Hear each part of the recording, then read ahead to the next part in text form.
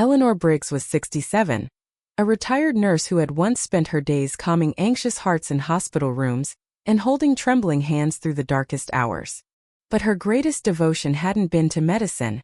It had been to her son Matthew. She adopted Matthew when he was just 6 weeks old. The memory of holding his tiny body for the first time still played in her mind like a lullaby. He had been colicky, difficult, with a fierce stubborn streak that only grew stronger over time. Though she loved him with a kind of fire that refused to burn out, even when her arms ached from carrying his weight alone. Eleanor never married. She poured everything, her time, her money, her emotional bandwidth, into raising Matthew. He was her sunrise and sunset, her reason for working night shifts and skipping vacations.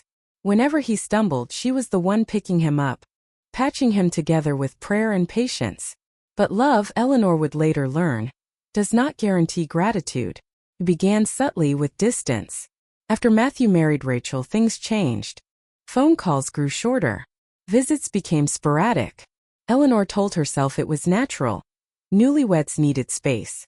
She didn't want to be that mother, so she pulled back, hoping they'd come to her on their own. Then came the favor. Matthew called one afternoon, his voice syrupy sweet. "Mom, Rachel and I are planning to buy a house near the lake. It's a little above what we can afford right now, but if you could co-sign the mortgage, we'd qualify." Eleanor hesitated. Her name, her credit, those things mattered. But Matthew reassured her. "We just need your name on the paper. You won't have to pay a dime. It's just temporary." She agreed. Of course she did. For weeks after, she'd glance at the framed photo on her mantel, Matthew's graduation day. She remembered how proud she was, how tightly he hugged her. That boy, the one she raised through scraped knees and teenage tantrums, he wouldn't hurt her. Not deliberately. But time revealed a harder truth. Soon after they moved in, Rachel stopped calling altogether. Eleanor, once welcomed like family, now waited on the porch for someone to answer the door.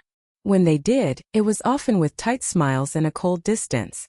Still, she brought over groceries, baked banana bread like old times, and left quietly when her presence seemed inconvenient. It wasn't until Christmas that the truth came crashing down. Eleanor showed up with wrapped gifts and a batch of her famous ginger cookies.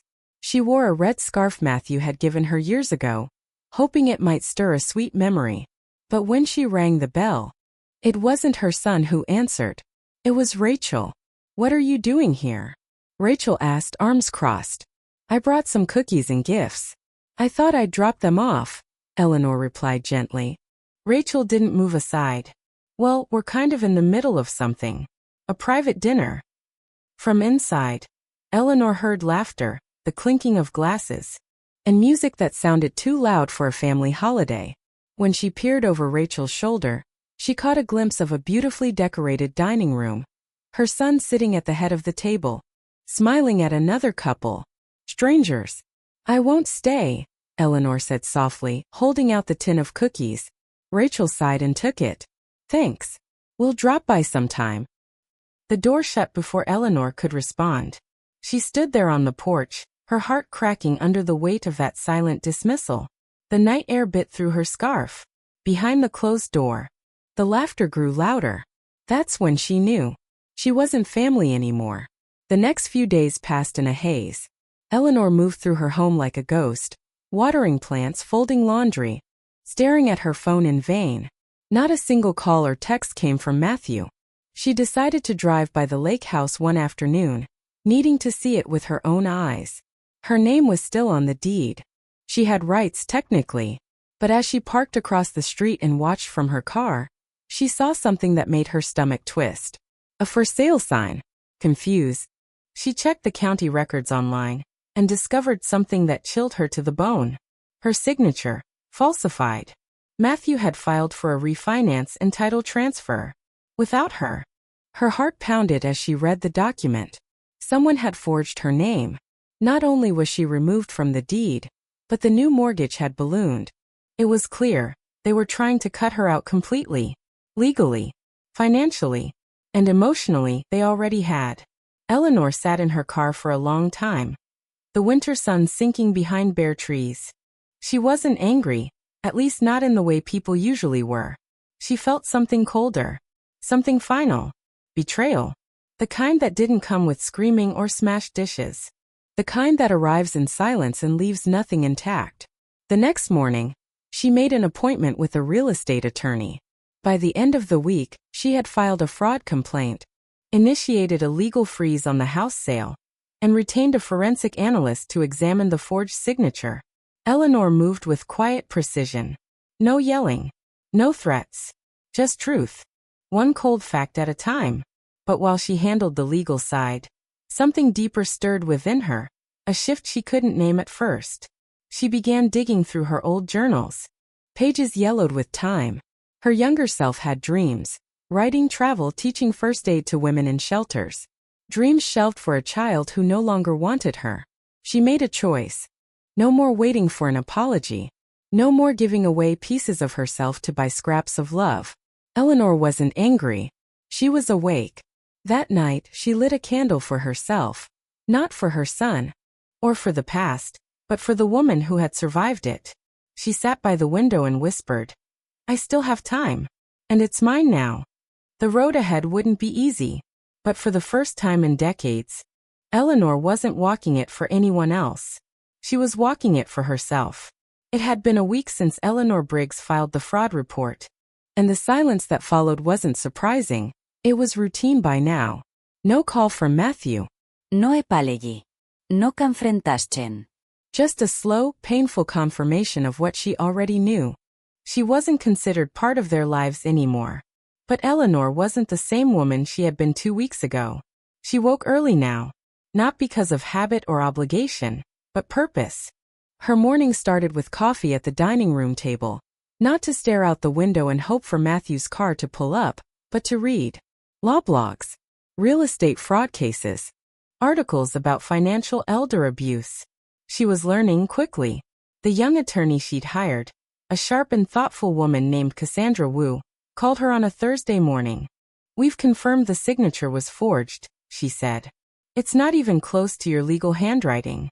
With that and the forged notarization, we've got grounds for civil and possibly criminal proceedings." Eleanor didn't flinch. "What happens next?" "We'll freeze the sale. Issue a cease and desist. And I'd recommend confronting them only once we've gathered more evidence."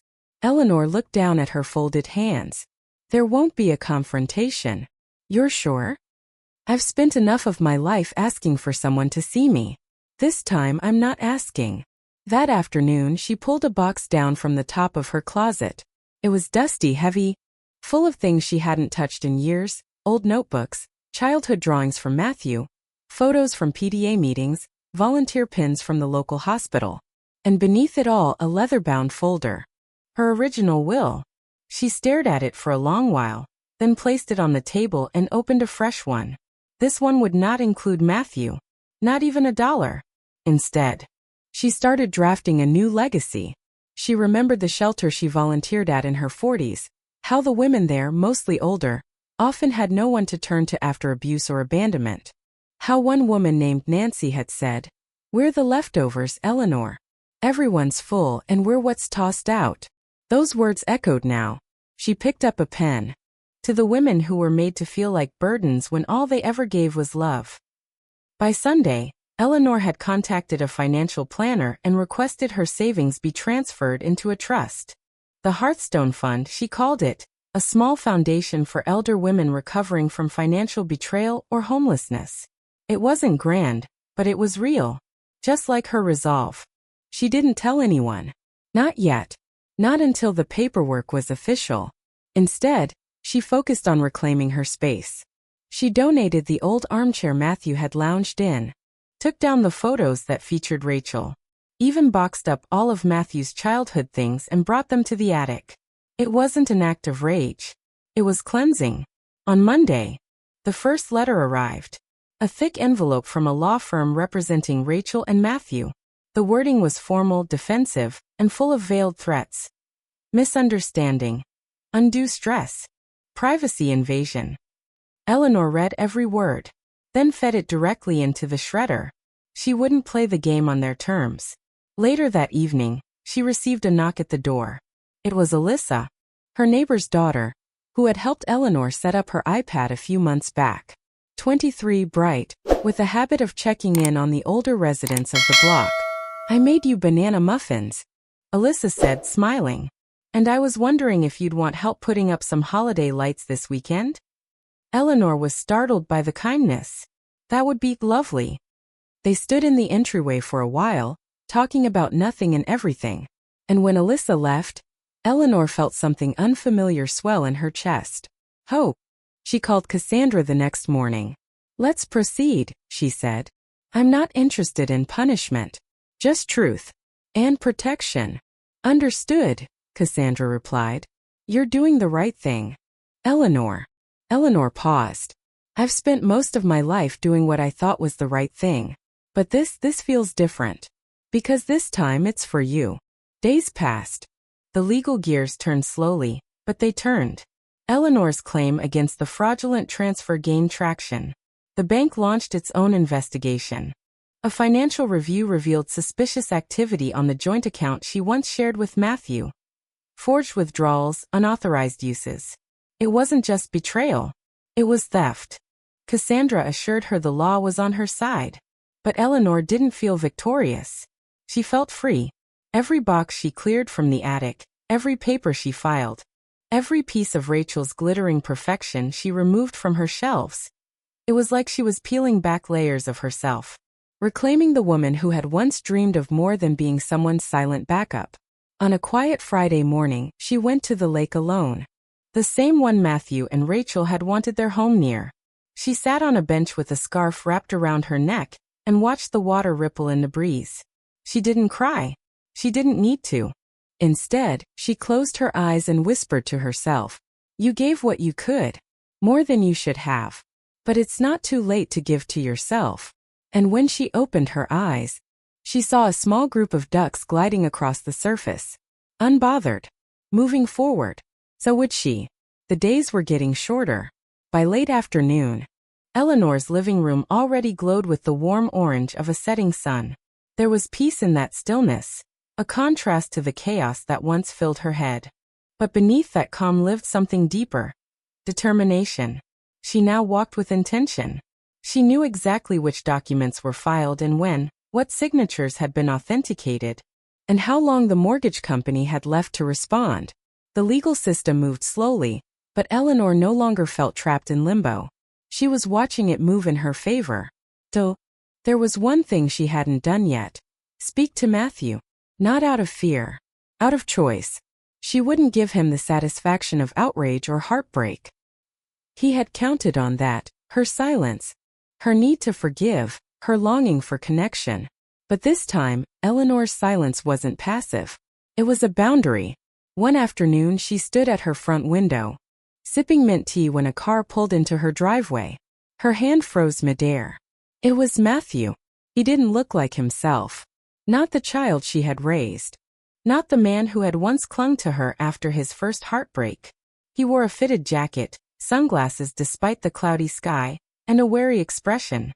He walked up the steps and rang the doorbell. Eleanor didn't move. He rang it again. "Mom," he called out, his voice thinner than she remembered. "We need to talk." She waited, then stepped forward, not to open the door, but to close the curtains. He knocked once more, then stood in silence. Finally, she heard the car pull away. Later that night, Cassandra called. "I heard from his lawyer," she said. "They want to meet, off the record. No admission of guilt, but clearly they're nervous." "Let them be nervous," Eleanor replied. "I'm not settling. Not quietly. Not for money. This isn't about compensation. It's about being seen." Cassandra hesitated. "Eleanor, have you considered the emotional toll? This could drag on." "I've lived through worse," she said calmly. "But for the first time, I'm not doing it alone." That was true. Alyssa stopped by nearly every day now, helping Eleanor catalog her late husband's old medical books for donation. Sometimes they'd bake together. Other times they'd sit in silence, reading or listening to music. Eleanor had also begun attending a local women's circle at the library, an informal gathering of women over 60 who shared stories over tea and laughter. They didn't know every detail of her situation, But they knew enough. And they offered what she hadn't felt in years: belonging. One woman named Marlene, a retired history teacher with a sharp tongue and a warm heart, said something that stuck with Eleanor long after. We give and we give and we give, and when we finally ask for something back, they act like we're greedy. Everyone at the table nodded. That sentence lived in Eleanor's bones now. By the end of the month, a ruling came down from the court. The deed transfer was officially invalidated. The mortgage refinance was declared fraudulent. Matthew and Rachel were given 30 days to vacate the property and surrender any claims to Eleanor's financial accounts. Cassandra called her with the news. You did it, she said. Eleanor closed her eyes and let the words settle. She had won. Legally, financially, and morally. But what she felt most wasn't triumph. It was release. A letting go. The next morning, she drove to the lake again. Not to watch. To write.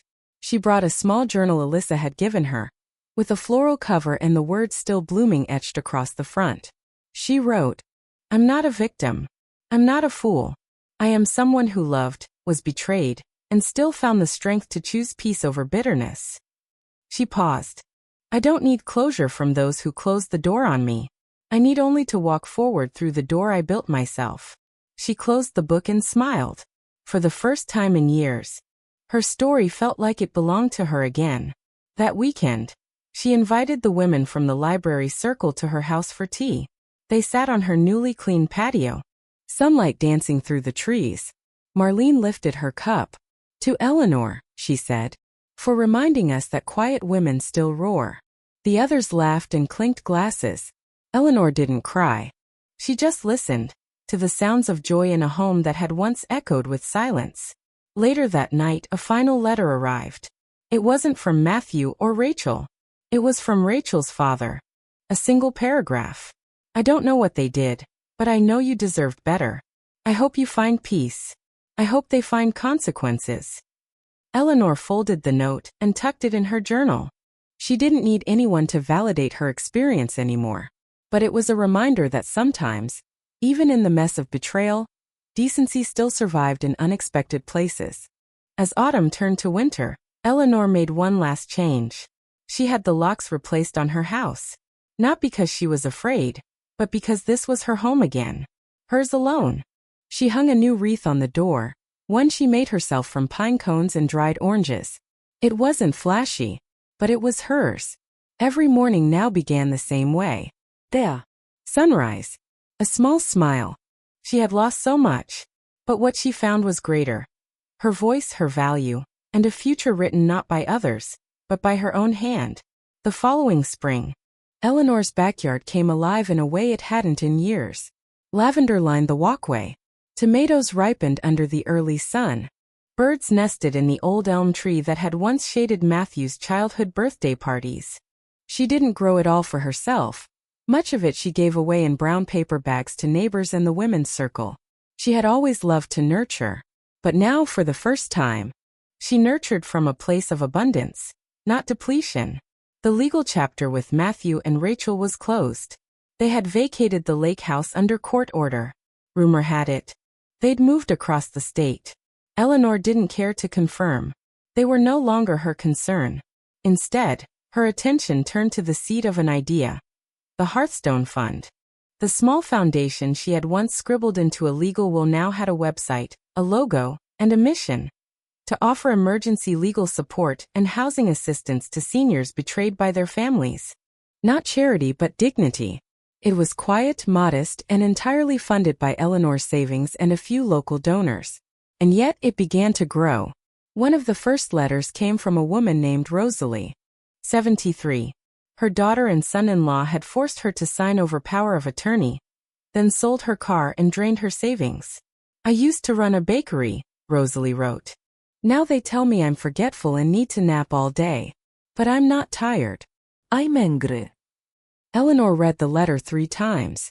Then she picked up the phone and called a lawyer in Rosalie's county. Once filled with hollow quiet, now hummed with new energy. Alyssa visited often, helping with the fund's digital side. The women's circle met twice a month in Eleanor's garden. They called it Tea and Truth. They came with cookies and confessions, legal questions and tears. One woman, Janet, shared that her grandson had moved into her basement temporarily and now refused to leave, turning hostile whenever she asked for her space back. Eleanor gently slid a folder across the patio table. Inside, contact information for mediation services, elder law support, and safe relocation housing if needed. Janet didn't speak right away, but her eyes filled with something Eleanor recognized. Relief. "You've started a movement, you know?" Marlene told her one afternoon, watching bees bounce between lavender blooms. "You turned being pushed aside into a place where people feel safe again." Eleanor smiled, pressing her fingers around her teacup. "I didn't plan any of this." "That's the beauty of it," Marlene said. "You didn't try to be the hero. You just refused to stay invisible." Then one Thursday morning something unexpected happened. A letter arrived, not handwritten, not emotional. It was simple, typed, and cold. From Matthew Briggs. Subject: Estate questions. "I understand you've removed me from your will. I believe we should talk." No apology. No remorse. Just entitlement. Eleanor stared at the email for a long time. Then she hit delete. No reply. No energy wasted. There was nothing left to say. She had chosen her peace, and she would keep choosing it. The next day, Eleanor visited the community center, where a small plaque had just been mounted near the front entrance. It read, "The Hearthstone Fund Resource Room, for those reclaiming their story." Below it, a quote Eleanor had offered, written in clean script. "You are not a burden. You are the foundation." A local paper had asked to do a story on her. She politely declined. "Let the work speak," she told them. "Names don't matter. Action does." Still inside she smiled. Not out of pride, but contentment. She never thought she'd leave a mark. But here it was, etched in bronze. One late afternoon, as the sun dipped over her back fence, Eleanor sat beside Alyssa with a pitcher of lemonade between them. "Do you regret anything?" Alyssa asked softly. Eleanor thought for a long moment. "Yes," she said. "I regret thinking love meant never saying no. I regret waiting until I was nearly 70 to realize my needs mattered too." Alyssa nodded. "But you made it here." "Yes," Eleanor said, looking at the lavender blooming at her feet. "And that's the part one hold on to." That night, Eleanor wrote a letter. Not to Matthew, not to Rachel, but to herself. "Dear Eleanor, you tried. You gave. You hoped. And when they couldn't love you back in a way that honored your heart, you let go, not in bitterness but in truth. You are not what they took. You are what you reclaimed." She folded the note, placed it in her journal, and whispered a simple truth into the quiet. "I am still becoming." The first time Eleanor spoke publicly about what happened to her. She stood behind a folding table at a modest community center in Cedar Hills, her fingers curled around a teacup to steady her nerves. She wasn't scheduled to speak. But after a few women in the audience recognized her name on a flyer for the Hearthstone Fund, someone asked, "Would you share your story?" Eleanor paused. Then she did. Not with tears. Not with rage, but with calm honesty. She told them about the betrayal, about the quiet hurt of being erased in your own family, about the forged signature, the lies, the final decision to walk away, not out of anger, but because love shouldn't come at the cost of your dignity. When she finished, no one clapped. They didn't need to. A dozen women walked up to her afterward, some with trembling hands, others with fire in their eyes. They weren't just grateful. They were ready. In the months that followed, the Hearthstone Fund grew faster than Eleanor ever imagined. It started as a trust to help 1 or 2 seniors. Now it was a registered nonprofit with a small staff, 2 retired legal volunteers, and a waiting list of cases from across the state. The stories were heartbreakingly familiar. A woman whose son drained her bank account while she was in the hospital. A grandmother forced into guardianship by her own daughter. A 69-year-old man whose wife's children evicted him from the house he'd helped renovate. Each time Eleanor read a new file, she saw a piece of herself. Not just in the betrayal, but in the way each person hesitated to speak up, still hoping things would go back to normal. But Eleanor knew better now. Normal was just another word for silence. One spring morning, Marlene arrived at Eleanor's porch with a surprise. "I signed us up for a radio segment," she said, grinning. "You're the voice behind the fund. Time people heard it." Eleanor blinked. "Me? On the radio?" Marlene shrugged. "You faced down lawyers and forged contracts. You can handle a microphone." The interview aired the following Saturday on a small AM station, but it was replayed 3 times that week and went online the next. Within 2 weeks, donations began trickling in. Messages poured in from people as far away as Illinois and Oregon. One came from a woman named Teresa. "You don't know me, but I heard your voice on the radio. I haven't spoken to my son in 3 years. He took my pension, told me I owed him for raising his kids. I thought maybe I was crazy for being upset. But when you spoke, I realized I'm not." Eleanor read that message 3 times.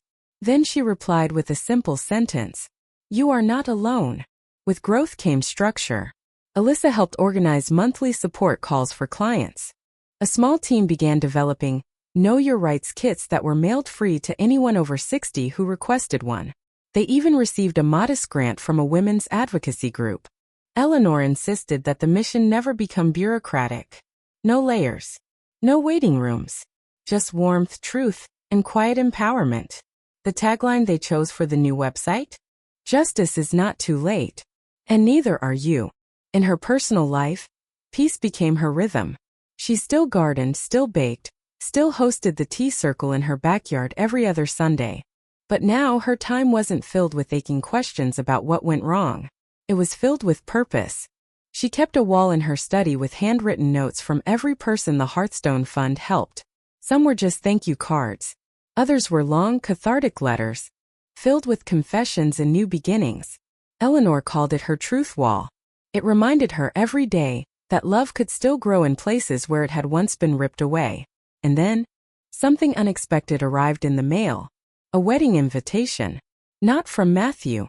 From Rachel's younger sister, Clara. The envelope was simple, cream-colored, with silver-embossed lettering. First, Eleanor thought it must be a mistake. But the note inside clarified everything.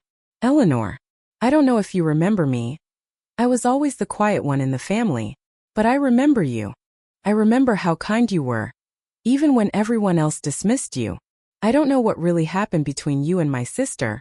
But I believe the truth always has a way of rising.